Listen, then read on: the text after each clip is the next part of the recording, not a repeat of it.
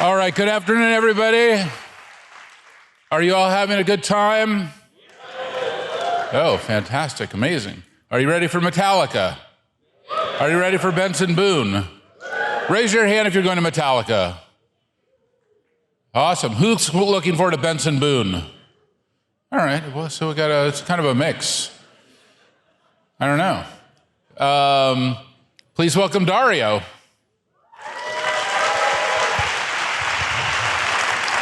Hey, Mark.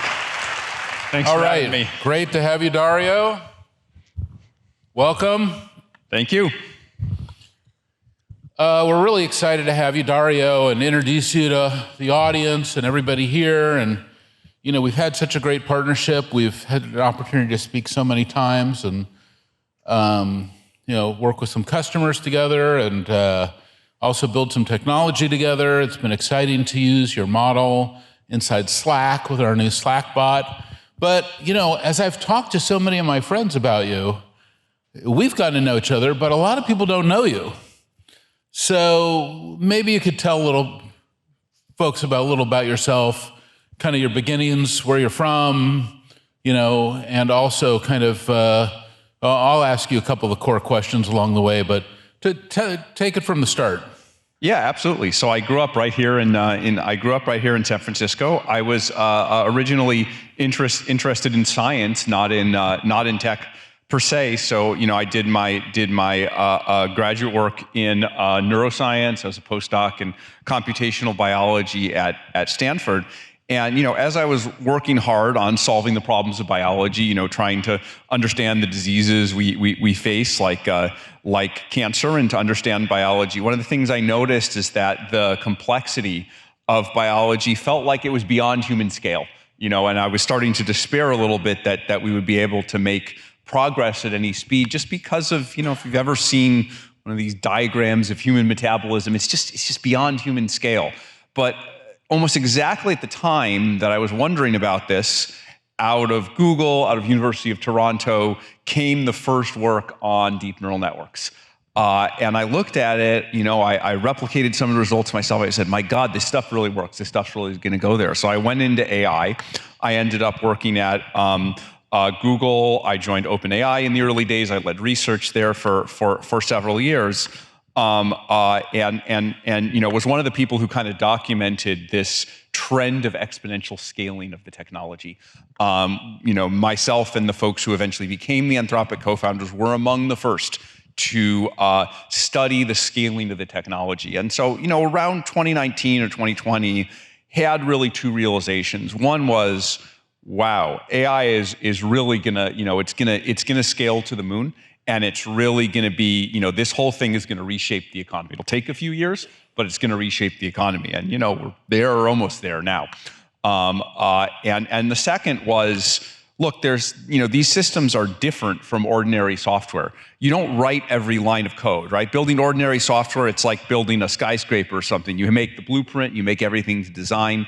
This is, ironically, a bit more like biological. It's organic or something. You're growing these models. You set a high-level recipe. It's like growing a plant or baking a cake or something like that. And that unpredictability, combined with the incredible economic impact, means that safety and responsibility are going to be very important to make sure that the models behave predictably, as well as we deploy them and they have enormous impact on the world. We need to make sure that we deploy them responsibly. And so those were kind of the two pillars on which myself and the 7 co-founders who left OpenAI to found Anthropic, you know, generally based our view, and you know, the rest is history. Anthropic has been, you know, around for 4.5 years.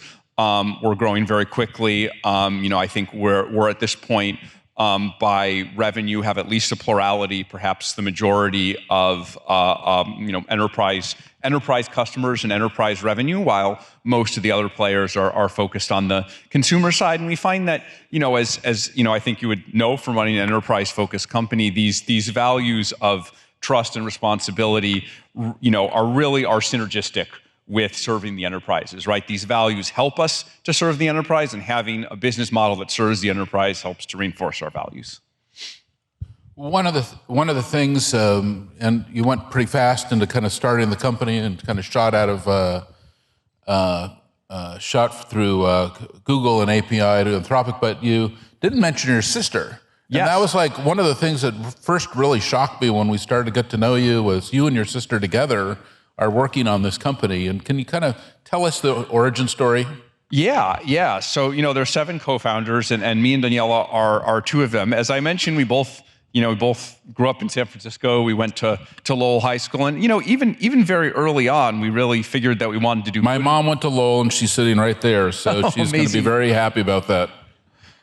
Amazing. No, it was a great place. I actually didn't Daniela was 4 years younger than me, so we were never there at the same year. But I was there for 4, and then the next 4 years she was there. So, very early on, we had these ambitions to do something good for the world, to have some kind of grand project and to work together. I think many people, or many siblings, I guess, have these ambitions, but somehow things found their way to us actually being able to do it. So, she joined me at OpenAI in 2018, and then the 2 of us, along with some folks we worked with, many of whom had been longtime friends, decided to start Anthropic. So me and Daniela essentially run the company together. She's responsible for the day-to-day running of the company, kind of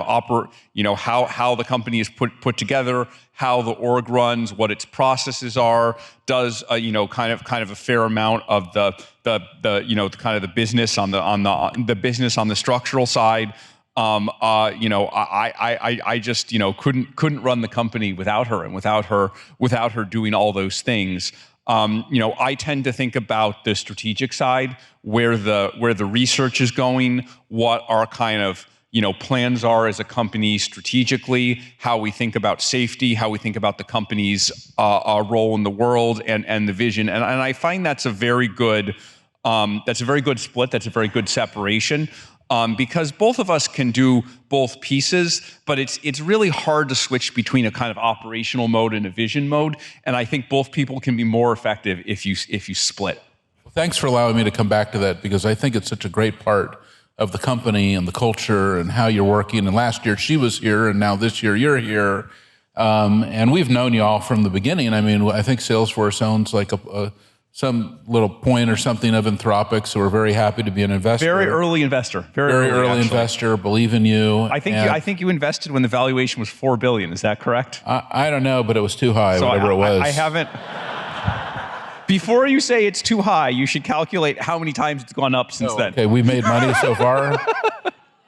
Well, no, I'm thrilled, obviously, that we're part of your journey, and we love working with you. We love working with Daniela so much, and I think kind of getting back to this story of you and your sister and your friends, starting this company here in San Francisco, and then you came to us. We were starting to consolidate some of our real estate here, and then we had a conversation about you taking over the Slack building. We had just bought Slack. Which we have done. And now you're in the Slack building, so you're right on the park with us, looking at the tower from your window. I believe my office is, I was told it was formerly Stewart's office. Formerly Stewart's office, very good.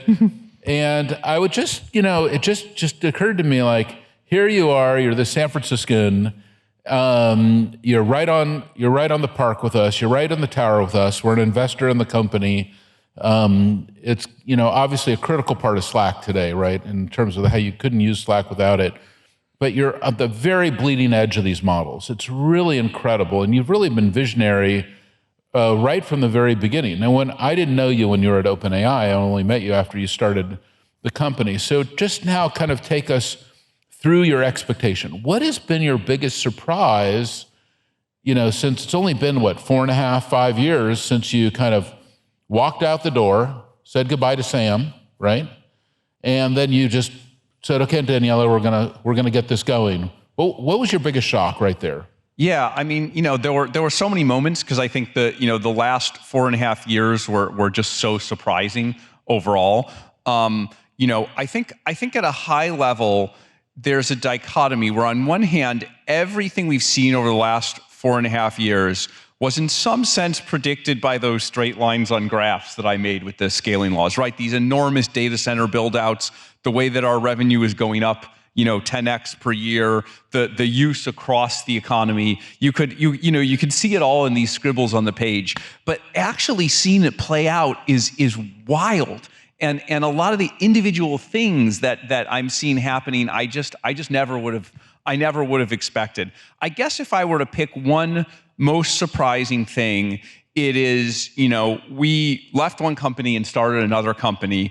And something you see over time is that as you build a company, you really do see through the people you hire, through the choices that the company makes, you kind of see the paths diverge and you see differentiation, right? OpenAI has gone very much in the consumer direction. We've gone very much in the enterprise direction. We've taken, just the way we approach things is very different. And so you have this market structure where there are these two companies that are like, it's sort of a natural experiment. They're just taking a very different approach. Both exist in the ecosystem, but the approach they take is very different.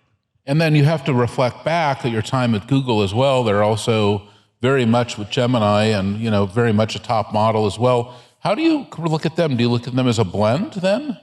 Yeah, I mean, Google's a partner to us. They're an investor in us. Obviously, their models compete with us at the same time.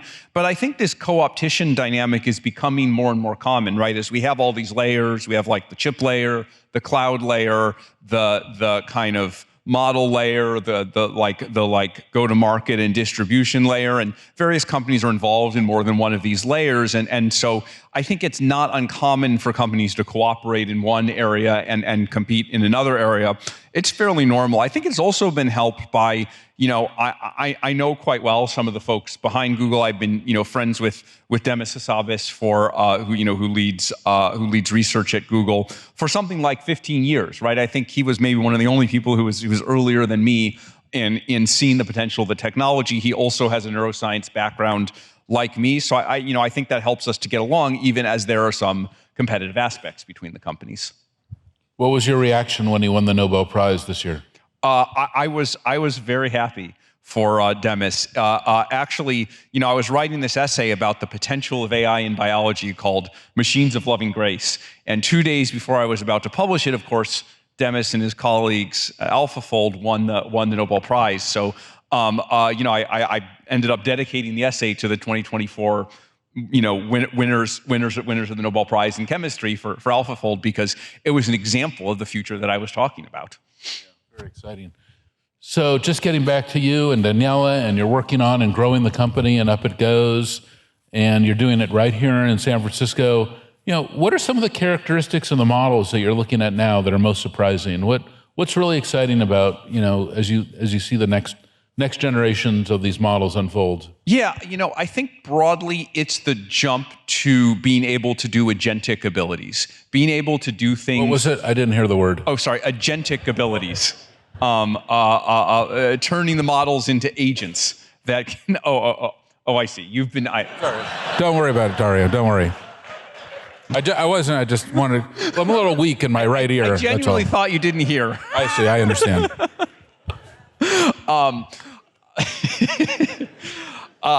Yeah, it was very funny, wasn't it? Yeah, it's definitely a buzzword, and you've perhaps contributed more than most to making it a buzzword. But I think it's a real thing, which is being able to do tasks end to end in a way that was not possible before. And I think we see it more, in code than we see it in any other area. But I think code is just a leading indicator. Honestly, in other tasks, in tasks like financial services, in tasks like health and medical, in tasks like insurance or manufacturing, many of the regulated industries that we're working together on our partnership, agents are just as valuable. You just as much want to do things end to end, right? You think of the sales and go to market and customer management workflows. You want to string a bunch of things together, and you want the models to pull in a bunch of things in the context and learn this, do that, access this information. So it's just as valuable. It's just the coders are early adopters. So they've kind of given us a glimpse of the future because they adopt things so quickly. but I think we're going to see a similar spike in other areas. So I want to ask you, I have a few questions in that area. So the first, when we first started getting in, probably think one of our very first conversations, we were starting to talk about this theory and also AGI especially, and what the potential in the future. And AGI at that time, and this is kind of now, we go back several years, was kind of being defined as, yeah, the model is almost kind of recursive. It's building itself, it's growing, it's evolving, it knows, it is coding itself. It can code, and then it's enhancing, and it's off and going off. And we had Brett Adcock on the stage earlier today, and he was talking about how kind of like at a scene out of, We Are Bob, We Are Legion, that the robot had taken off and was now, self-replicating into the future, and, an infinite number of, robots. It was incredibly compelling, would go off, and that was that.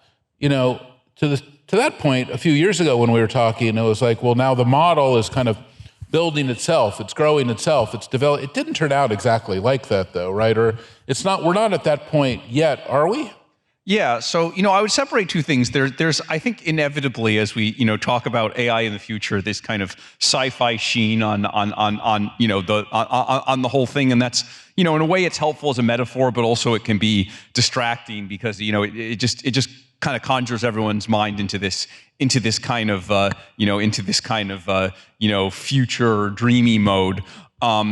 But I think there's some things that are real. One thing that's real is that every 3 months we make a model that's smarter than the model we made before, and indeed the models are slowly getting to where they're better than most humans at most things. Maybe at some point better than all humans than all things. The other thing I think is real is the model is not building itself in the sense that like I have a specific copy of the model that's like making a specific copy of the next model. We don't have our self-replicating nanobots or robots or whatever. But what absolutely is happening is that within Anthropic and elsewhere, we are using Claude to help build products on top of Claude and to help train the next Claude, to help serve Claude faster. 6 months ago, I made this prediction that in 6 months, 90% of code would be written by AI models. Some people think that prediction is wrong, but within Anthropic and within a number of companies that we work with, that is absolutely true. Now, So you're saying that 90% of all code at Anthropic's being written by the model today? On many teams, not uniformly everywhere. Is that something that you've kind of provided something auditable around that, or like shown how that's happened? Yeah, the teams play an editing and supervisory role, but Claude can both, you can say, write this feature and Claude will do it, and then the human kind of looks over the code or asks for help from another model, another copy of Claude. The other thing is sometimes we have these long-running bugs. When we were training the most recently released Claude, it was like, the cluster was broken, there was this bug, engineers were spending a few days on it, and we just went to Claude and we said, I don't know, just kind of play around with the cluster and see if you can figure out what's wrong. And Claude found this just super obscure bug that the engineers had missed. So this was one area where it was like, Claude is like having a very talented teammate. So if Claude is now writing 90% of all of the code in Anthropic, do you need less engineers? If 90% of all the code, when will it be 95% or 99%? Yeah, so I think people can misinterpret it as like Claude writing 90% of the code means we're firing 90% of the software engineers. But if you're familiar with the principle of you have made some very aggressive comments around firing executives. I just want to put 2 and 2 together to get 4. Okay.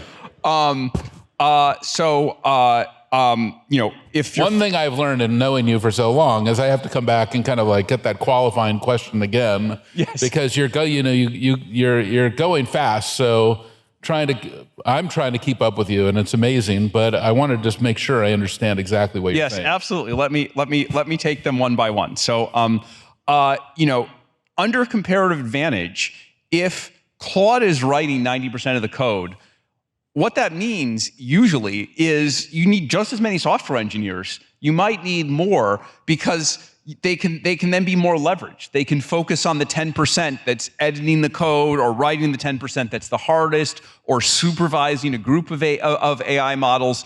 And so what happens is, you can just end up being 10 times more productive because the remaining 10% is now a complement to the AI system that's getting much better at getting much better at what it's producing. So it's a rebalancing of the work, is what you're really saying. It's not a replacement. It's not a replacement. It's a rebalancing. Okay. Now, as that 90% goes to 95, 99, totally automated end to end, there may be some point at which all bets are off. What's your time frame for that? It's a pretty big jump there. It's very hard to say, but we're looking at it. We're looking at it closely. We're always looking for ways to encourage complementarity. You see that in the short term or the long term? Is that a 5-year goal or a 1-year goal? I'm optimistic about a 10-year goal. I'm optimistic about complementarity in the short run. I do worry as we get out to 2 years, 5 years, that across the economy, not that there won't be anything for humans to do, but that there will be enough disruption that will have a kind of labor disruption that is, not fundamentally different from what we've seen with previous technologies, but that operates faster, that is broader across the economy because it relates to all cognitive. You think that's in the next 2 to 5 years? 2 to 5 years, I would say. Okay. And at what point, just coming back to my previous question, at what point is Anthropic, the model, writing 100% of the code? Yeah, again, it's a tricky question because maybe even if the model's writing 100% of the code, the humans are still supervising the model or prompting it or clarifying. So there's still something for us to do. Model supervisors. Comparative advantage is it's a surprisingly clever thing. I am concerned, particularly about people's ability to adapt as the jobs are changing fast. The jobs are changing so fast. But comparative advantage is powerful. That's going to be one of our tools in this. Well, you've mentioned healthcare several times, but we've seen these kind of very conflicting studies recently in healthcare around accuracy, especially. Because these are word models, there seems to be some level of accuracy that's not 100%. And and then when applied to some of these kind of other things, like radiology is one where we saw these very interesting, studies where we just didn't see the accuracy of a radiologist reflected in what the model was doing. Is that how you see it going forward, or how did you reflect back on that? Yeah, I would say where we are now is, I think of the models, and I think a lot of people who use the models in practice. You know where I'm going, right? I'm trying to understand, where are we really in the evolution of the model? Where's the arc? So I think and a lot of the people who use the models in practice, I think of the models as maybe a bit like a second opinion, right? Where you don't necessarily trust them alone. Just like if a doctor says something to me, I don't necessarily take that as fact. They're an expert, and they're often right, but they're not always right. I'll tell you, especially in this one category, radiology. It seems strange, like it just can't get its. I was going to say can't get its head around it, but that's not really the right metaphor. But doesn't have it. There is something about either it doesn't have enough data or it's not getting. It's too nuanced. What is it? Yeah. So let me actually tell you a story about one case where it did work. We're talking about founding the company with my sister. She recently had her second child. While she was pregnant, pregnancy can suppress your immune system. Was viral for some reason. It didn't occur to any of them that it could be a bacterial infection. She took all her data, she uploaded it to Claude, and Claude systematically listed the possibilities in the way that the doctors had somehow missed. That is amazing, right? How many of us have already used the models in some way to look at our healthcare? Raise your hand. Yeah, I think we're all having exactly that. That's a lot of people. Yeah, it's amazing, right? Where you can kind of say, especially, how many of you are the hypochondriacs that are doing that? Raise your hand. Yeah, I got a few. Okay, I know I'm. But here's the point, which is Claude listed possibilities. If she had just blindly taken the advice of Claude, that would not have gone well. Claude was good for saying, hey, have you considered this? Have you considered that? So it has this assistive, augmentative ability. Especially in regards to words, right? It's very good on words. Words, yeah. I mean, this specialized stuff of reading images, like, I think that's more about specialized models. Like if you don't have the right data, maybe it's not doing well again. It's less reflective of the overall. Is that the crux to the issue, like in radiology? Because like when we're saying it's going to improve healthcare, but we also saw this weird study where doctors who were using the models, in some cases, were relying too much of the models and then ending up with bad outcomes. On the other side, then we saw models that were like trying to read radiology, but then were not able to achieve accuracy. There was like this kind of strange bifurcation between the two things. Yeah, I think there's a lot still left to work out in what the role of the human is and what the role of the model is. And of course, that's changing as the models improve rapidly. But I think it's something you often see in new technologies where there's this great technology and then these practical issues of exactly how do you use it, exactly how do you interact with it, they take surprisingly long to work out.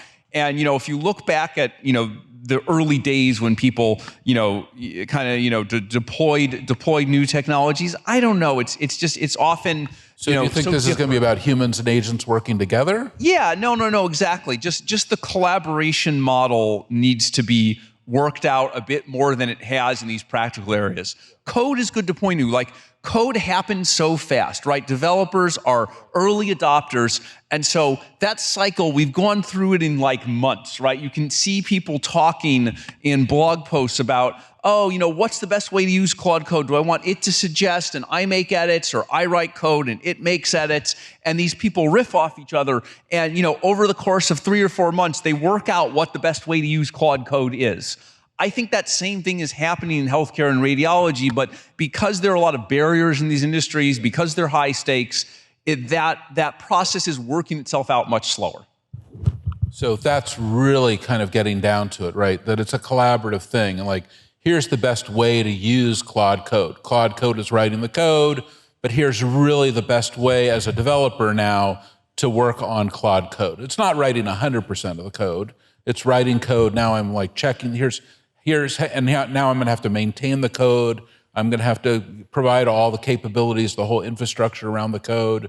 Is this the right way to think about it? I think that's the right way to think about it right now. As the models get stronger, then the collaboration may change to more distant supervision by the human. So it's very hard to say what will happen even 6 months from now. But I think what you've said is a very accurate description of where we are now, as of as of Sonnet 4.5, which was the latest model released at, which is probably one of the best coders that we've seen, right? We have these benchmarks that are like, what fraction of, a random sample of GitHub PRs can this thing write from a description? And that's over the last year and a half, that's gone from like 5%, which was basically the thing can't code at all, to something like, 77%. So it's really, and it's also yielding this whole other ecosystem of things on top of it as well. Like even we showed Agentforce 5s yesterday that I think our customers will benefit from, or other tools, Lovable. These things have been built on these things, right? Has that been a surprise to you to see a whole ecosystem on top of the model? I mean, that's been great to see. There are many different models, right? If you look at the GitHub Copilots of the world, that's kind of complementary to GitHub. If you look at the Cursors of the world, that's kind of an IDE model. If you look at the Lovables and Replets, that's more of a consumer model that allows people who are not traditionally software developers to write code. There's like Vercel is like a different way of looking at it. Augment Code, Windsurf. There's a whole ecosystem, and then there's the command line tools like Claude Code. So I think it's too early to say, what's going to be the winner there, or even if there is one winner. It's just possible there's just different things that work for different people or different. There's a whole civilization. There's a whole ecosystem capability, right? It's a whole civilization. Like it's broader. Like it's really coming across the whole span. It's really impressive. It's so fundamental that it's able to yield all this incredible innovation from others. Yeah, no, which one of those is the most, like, the one you did not expect? Which one is the one that I most did not expect? I think the model of kind of allowing people to write code end to end, like allowing non-coders to write code, it totally makes sense once I see it, and it's doing really well as a business model. But I just, when I was conceptualizing, the Which model. product do you love the best? Yeah, this is one of those questions that it's your customers are like your children. You really shouldn't give an answer, so I'm not going to give an answer.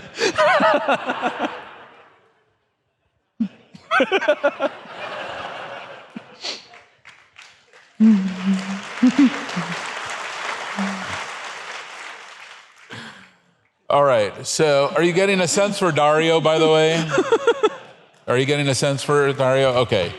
So I'm trying to help them to understand you and how you're thinking about this and where we're going.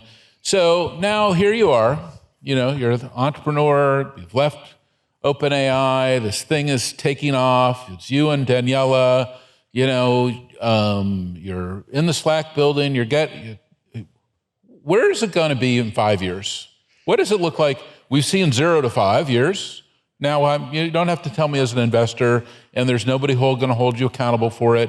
But if you just fantasized out, and now it's not 2025, but it's 2030, and where's Anthropic? What does it look like? Forget about all the other companies and all the other competitors, whatever. Nobody cares. Where's Anthropic 5 years from now? What's your dream? What's your big dream? So, I think maybe one of the best ways to think about this is, I wrote this essay called Machines of Loving Grace, where it was written from a societal perspective, but, of course, the company is trying to enact that and contribute to it. And so you can back out from that where we hope the company will be. So, I really thought of it as like the upside of AI, right? There's lots of concerns with AI. I'm one of the loudest in voicing them, but I am incredible believer in the upside of AI. I think more so than people who code or describe themselves as more optimistic. I have just a really expansive view. I am perhaps most excited about what it can do for curing diseases. Going back to my background in biology, we look at these tough diseases like cancer, like Alzheimer's,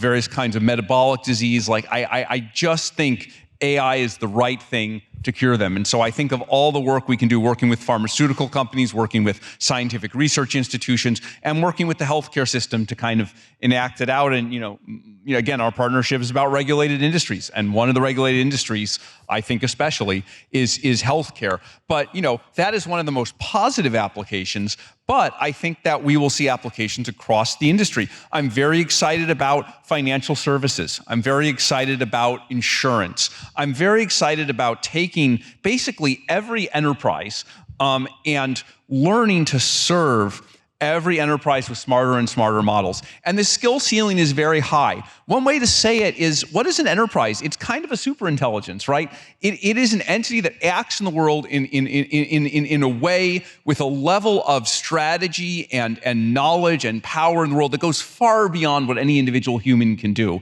So, even as these models get smarter than any individual human, there's a ceiling substantially higher than that in terms of doing the things that a company tries to do in the world.